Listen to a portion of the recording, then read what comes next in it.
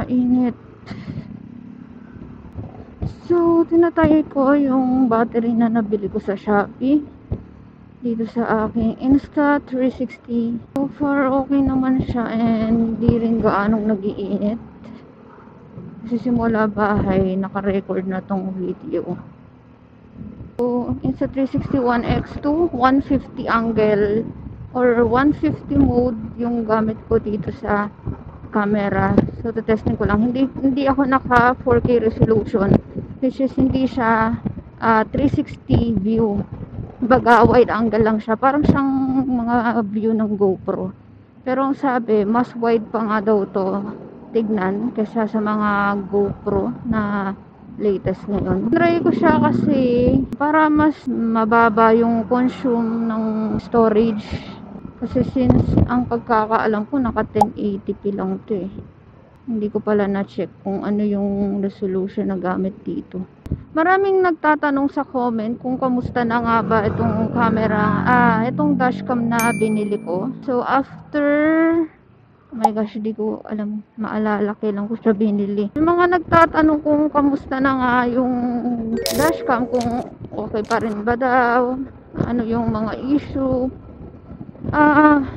So far sa paggamit ko, simula nung nabili ko, pagka itong sobrang tirik yung araw, hindi ko siya gaanong makita. Pagka yung talagang nasa likod yung araw, hindi ko masyadong makita. So, sa mga magbalak magkabit or bumili ng mga, kahit hindi sa pinagbilan ko, or make sure na tungo pa siya ng mas tungo pa. Kasi yung pinagkabitan ko ng akin, hindi ko na siya maitungo pa eh. Kaya kaya medyo yung araw talaga nag-aano siya. Parang nawala yung use nito sa akin, yung pinaka cover niya. So, yun lang naman yung naging issue sa akin. Pero sa ibang bagay, pero minsan pag nahahawakan ko siya, ayan, tumatakbo, kinakapa ako, mainit siya. One time, nung ibilad ko siya sa parking, ang init niya, as in, kaya medyo natakot ako that time eh.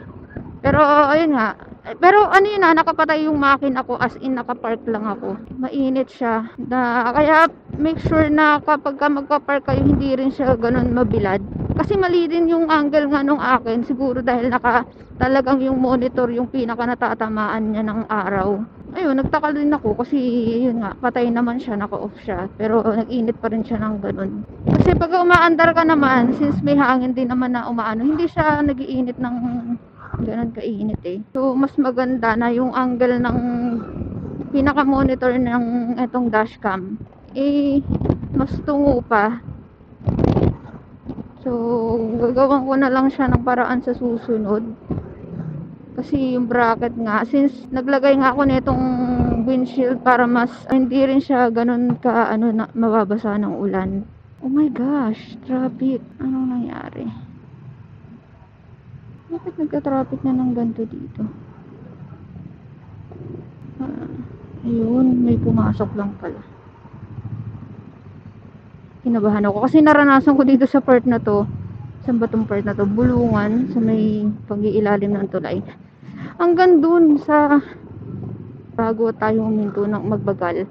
Hanggang dun, traffic na siya. So hanggang dito. Ay hanggang dun na sa tulay. Hindi talaga umaandar. Ang dami nun. Tapos rush hour pa talaga yun. So ang nangyari, umikot na ako.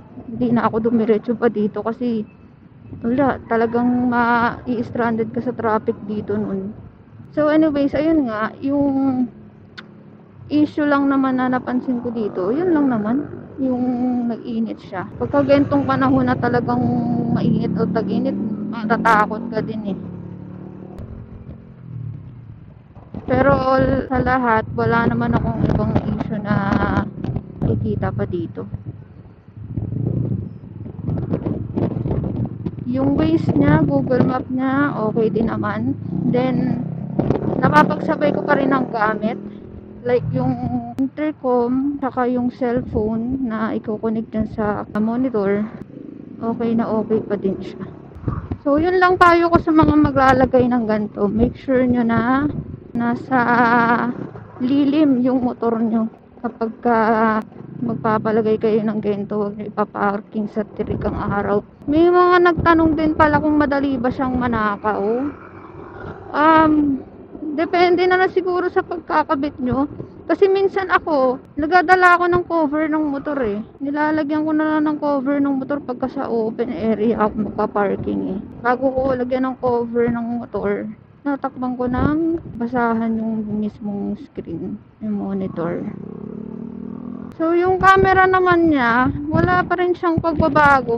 Maganda pa rin siya tignan. So, yung sa dashcam niya, wala akong nakikitang problema. As in, okay na okay pa din siya. Ayan, hindi ko sure kung nakikita dito sa camera yung pinaka LCD screen natin. Yung sa harap lang ng camera ko, since dito siya nakalagay sa loob, dito kasi siya dito sa ilalim. Nandyan yung camera ng front kami. So, dahil ano siya, hindi siya yung plain white. Ang tawag dito? Basta may kulay yung visor ko. Nakatint. Kaya ano, medyo dark ng konti.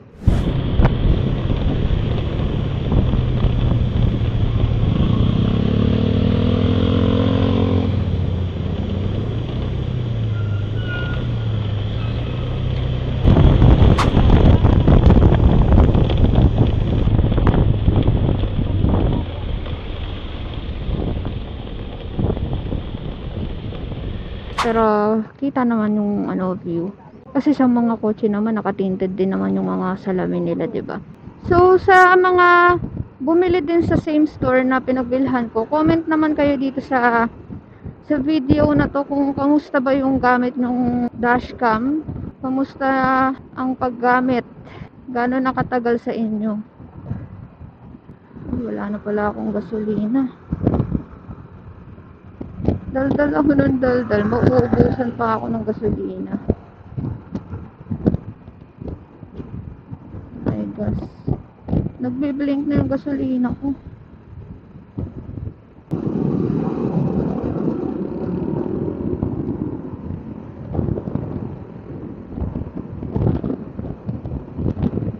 Ano pala akong gasolina?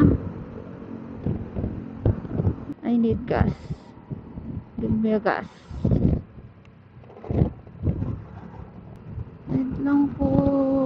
Ay, dito na tayo.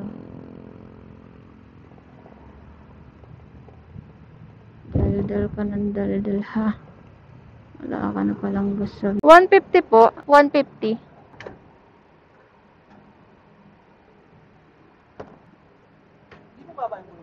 Ha? Mababa? Ah, ano yan?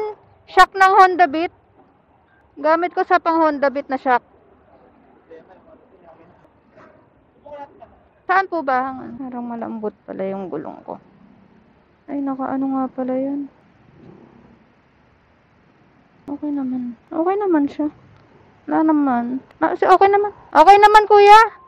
Okay lang. Okay lang po ba yan? Oo.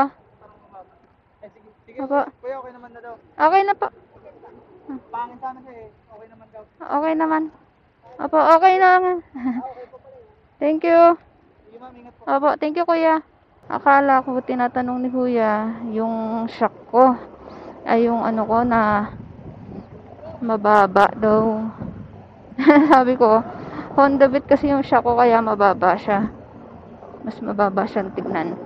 Yung gulong ko kasi ano din to eh, Diablo Rosso. So, ang pagkakalala ko, mas mababa nga siya talaga. Bali, yung pala, may ano nga pala kasi to, yung dashcam na ito, kung inabil niya siya ng package, may, diba, may kasama rin siyang tire pressure monitoring. Naisip ko kanina, pakargahan sana ng hangin nila kuya doon. Ang kaso, yun nga, yung may tire pressure monitoring kasi to eh. Ang init ng panahon, parang tinatamad ako magtanggal. Bukod kasi doon sa pinakatakip ng lagay na hangin, meron pang parang screw na tatanggalin dun eh. Yung para doon sa may monitoring ng tire pressure, may lock siya para hindi nga manakaw. Though hindi rin naman nila magagamit kasi dito siya, kailangan din nila ng ganitong monitor eh. So, gusto ko rin naman padagdagan sana ng hangin kaso tinamad nga ako kasi nga tatanggalin pa yung ano nun, yung lock. Bakit nga pala ako pupunta ng MOA? Bali meron kasing sale. May sale ang Adidas. Eto ngayon ako, nahihilo ako dito.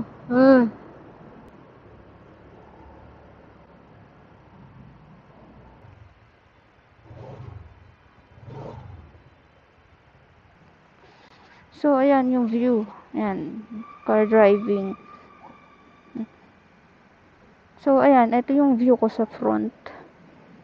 Ayan, kasi andito sa loob ng windshield yung camera ko. Ayan. Yun. Kita naman siya, and ito yung sa likod. Ayan.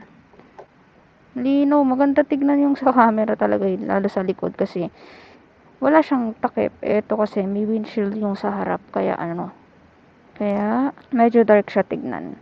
So anyways, yun lamang. May ma-share lang naman ako. Ayun.